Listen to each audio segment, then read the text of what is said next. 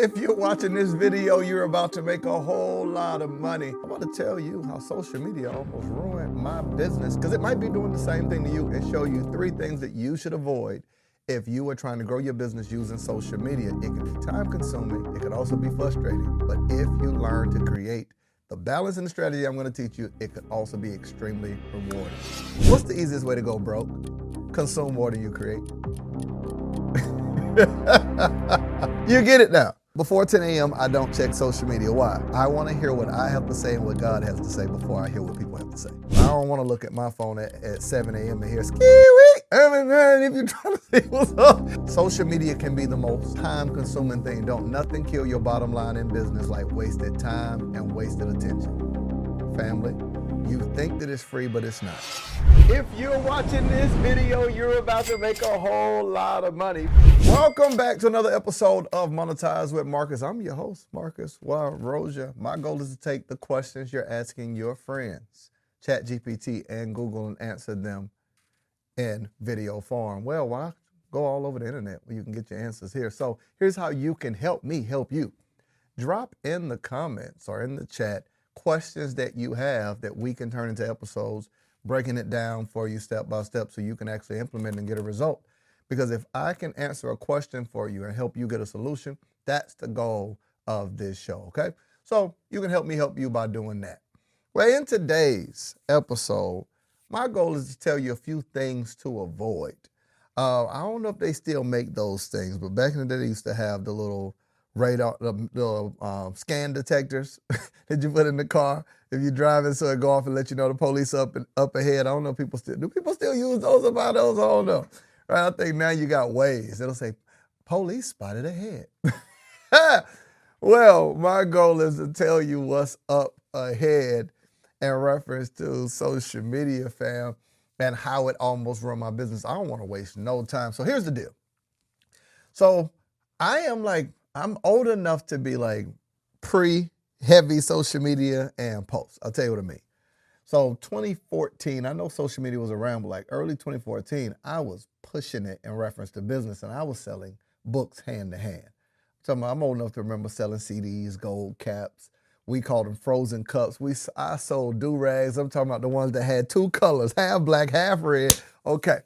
However, when the internet came around, fam, I feel like you might be about to make the same mistake, or you're making the same mistake that I made that legit. I'm going to tell you why I say it ruined my business, or almost did at least.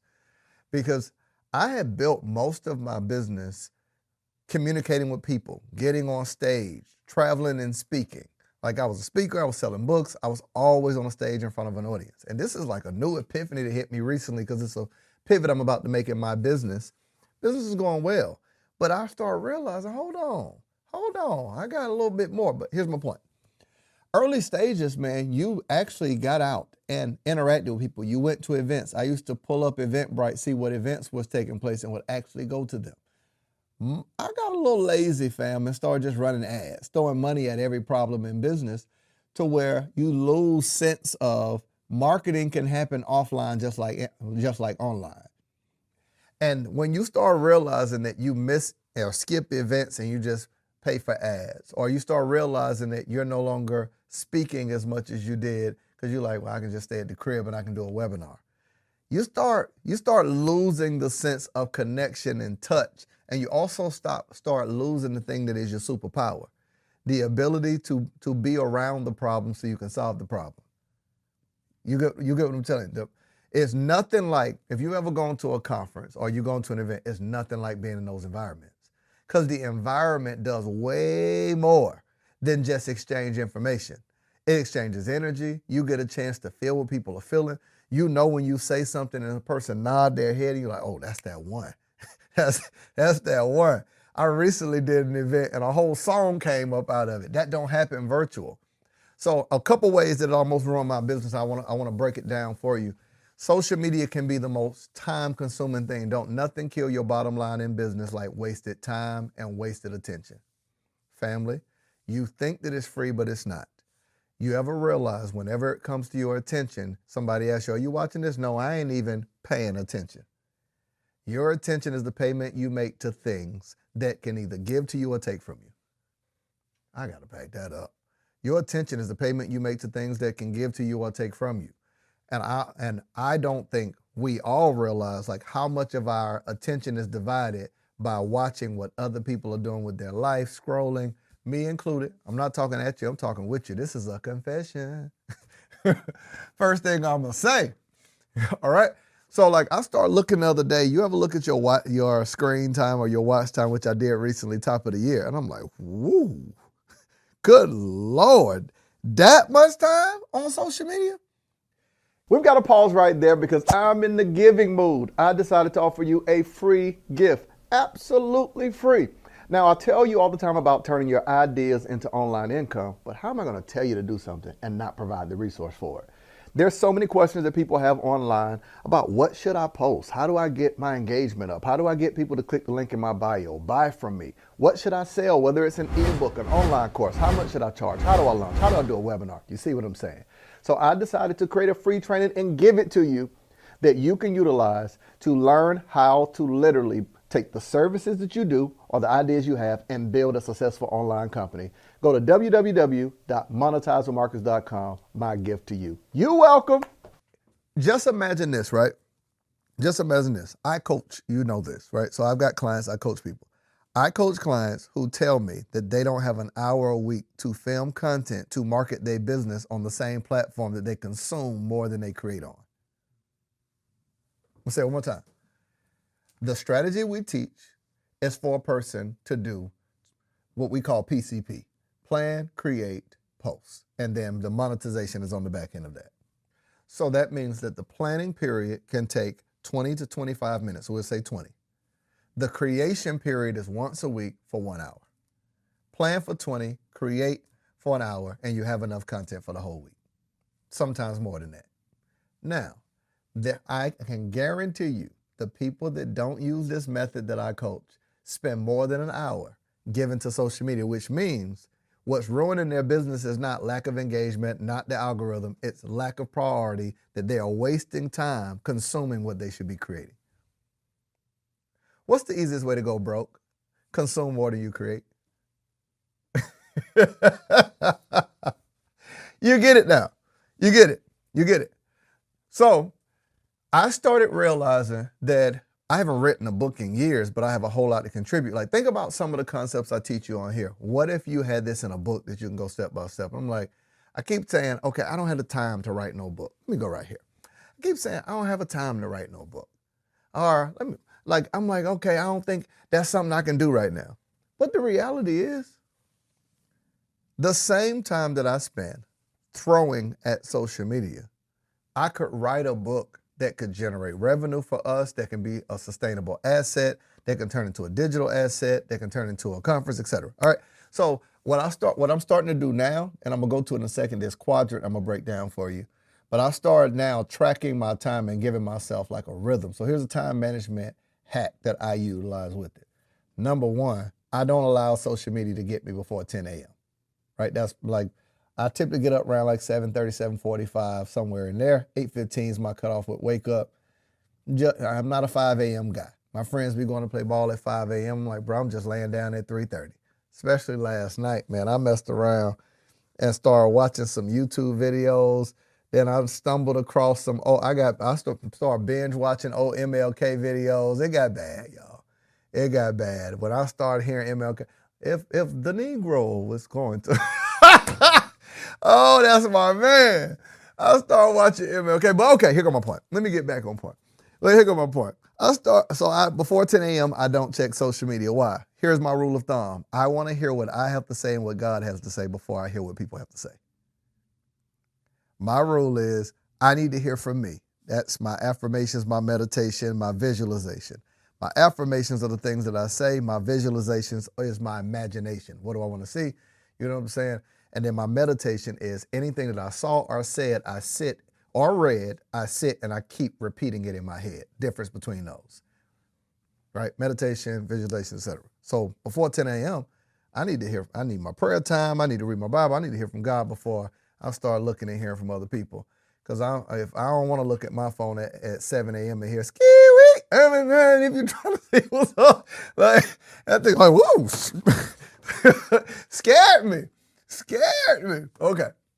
So that's one of my rule of thumbs, and it brought me to a level of self-awareness to say, man, if anytime you give yourself like a challenge like that, it heightens your self-awareness to see, can you keep your word to yourself, or do you have the discipline to not do something that you don't want to do, right? So imagine saying, I'm not going to check my phone before 10, and you realize every day you do it. It exposes to you a level of self-awareness that this is something I don't have control over. Well, when I start looking at this and start saying, okay, what if that same time was a power hour? You get what I'm saying? Let's say I wake up at 8, I pray, do whatever, work out, and at 10 o'clock from 10 to 11 is my power hour of work that I do.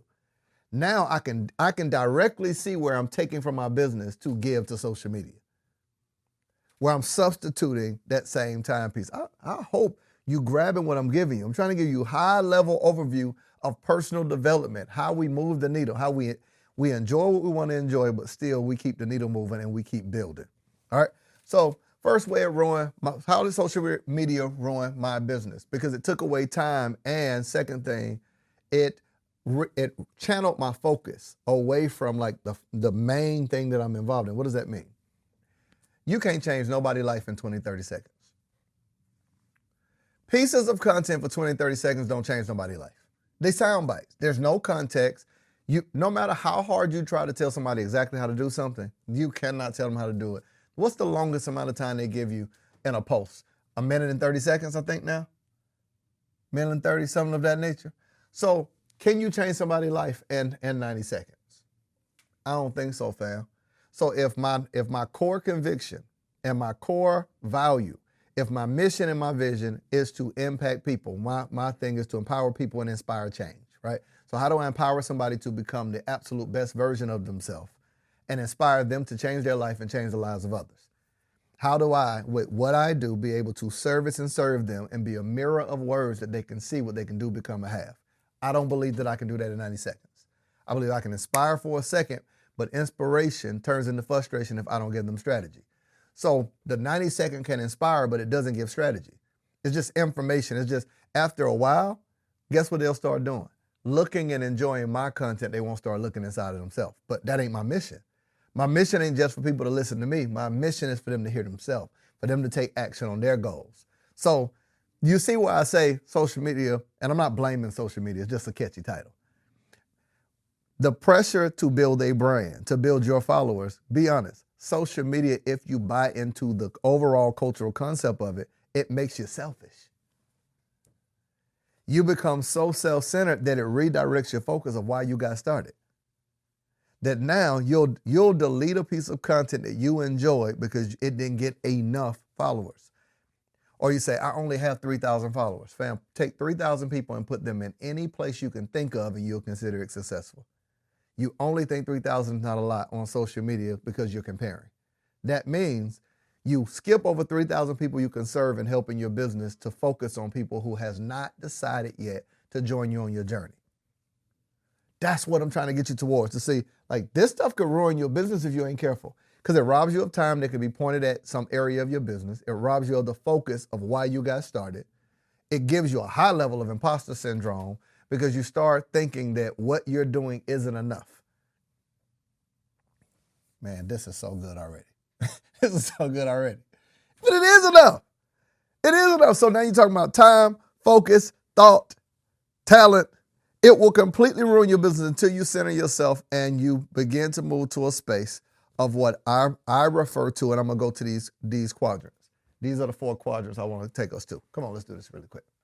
You should quit working for free. How did social media hire all of us to be their workforce? We're on the app posting videos, going live, creating reels. We do not get paid when we create content on social media. They do, by selling our content to advertisers. But how do you actually build an online business using social media? I want to break it down for you and give you access to it. There's 5 simple steps. I'll tell it to you in a few seconds. Step number 1 is client attraction. I'm going to show you how to actually attract clients that will happily pay you what you're offering. Step number 2, how to capture them. How do you get their emails? How do you get their phone numbers? How do you get them to show up to your event? Be on your Zoom calls. To what I refer to as client dating. It's where you nurture a relationship with people to get them to say yes to whatever you're offering. And I'm even going to show you what type of content to create that gives you brand visibility and brand recognition. I call it content to cash flow. You get access wherever you're watching this video. You'll see it in the description and you'll see it beneath this. Let's get back to the episode. All right, so the 4 quadrants I want to take you to is this.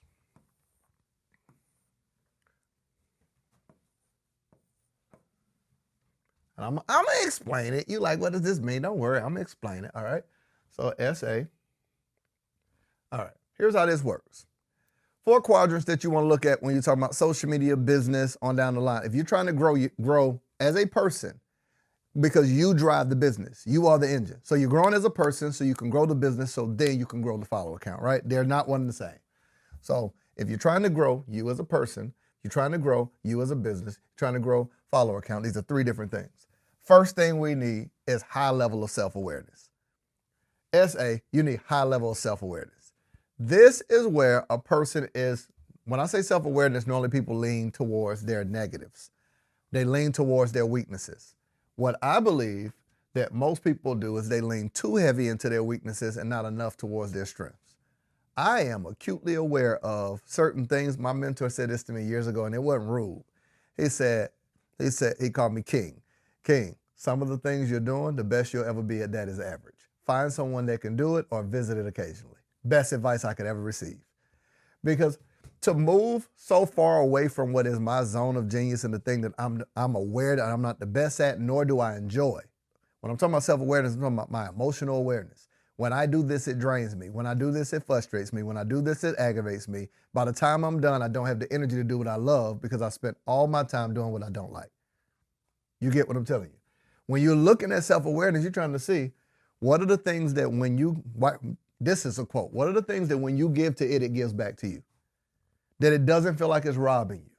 So that the space that you get in to where while you're doing the thing feels as if it's feeding you. Right now, it's not draining. I can do it sick, I can do it tired, I can do it sad, I can do it mad. It feeds me to be able to express the thoughts and ideas to help someone else. Make sense? So if I know that that's the case, what doesn't feed me? On the back end of it, uploading it, like if I had to load up the audio of this mic with the video to make sure it's synced, I'm self-aware enough to know any tedious, redundant task is not for me. Makes sense now? So self-awareness is spotting what energy killers, things that redirect you. This is the way that we start pointing our attention to say, yo, is social media hurting me or helping me? Am I aware enough to say, yo, this is a problem? I'm on here all day, but I am not doing the things that I need to do. All right? So self-awareness. Here's the second part. SC, which is self-control. Self-control, self-control, self-control. Now, this is self-discipline, but because I need to do this really quick so you understand the difference. Most people don't know the difference between self-control and self-discipline. So I got to break this down. Because this foundational stuff that helps you grow a business. What's the difference between self-control and self-discipline? Here's a good example. Self-control says, man, I'm on a diet, so, I'm trying to only drink 1 Coke a week. Let's say you drink Coca-Cola. Yeah, I only drink 1 a week. That's self-control. It's responding to impulse or seeing something and occasionally being able to respond to it. Self-discipline says, I don't drink Coke anymore. It's bad for me. It is where a person is disciplining themselves to not just respond to control and impulse, but to cut off and make a decision. I'm going to say it one more time. Self-control is you managing the impulse of something. Self-discipline is making a decision completely, I don't do that anymore. Well, if I know it's bad for me enough to avoid and only do it once a week, self-discipline then says, I ain't going to do it no more. You get it now. Self-control says, man, I'm only going to eat 2 cookies. It limits the amount. Self-discipline says, man, I'm not eating no cookies. I'm trying to get in shape.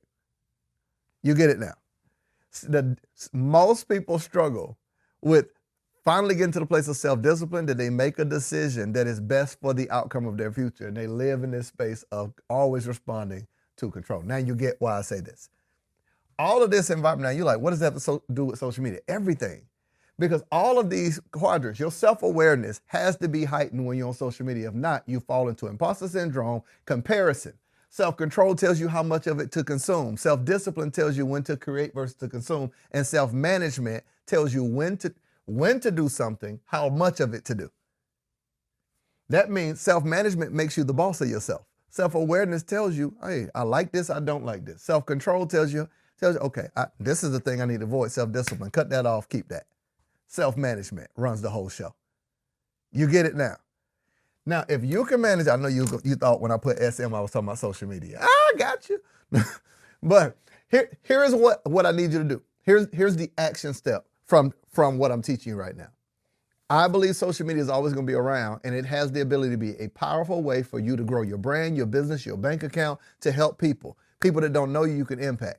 But in the same way it has the power to help you, it has the same power to hurt you if you don't approach it from a healthy place. So the goal is to tell you the mistakes that I made early on, and even now I'm making a pivot, is to be incarcerated to what you think people want to hear instead of the things that in your heart you know you want to say.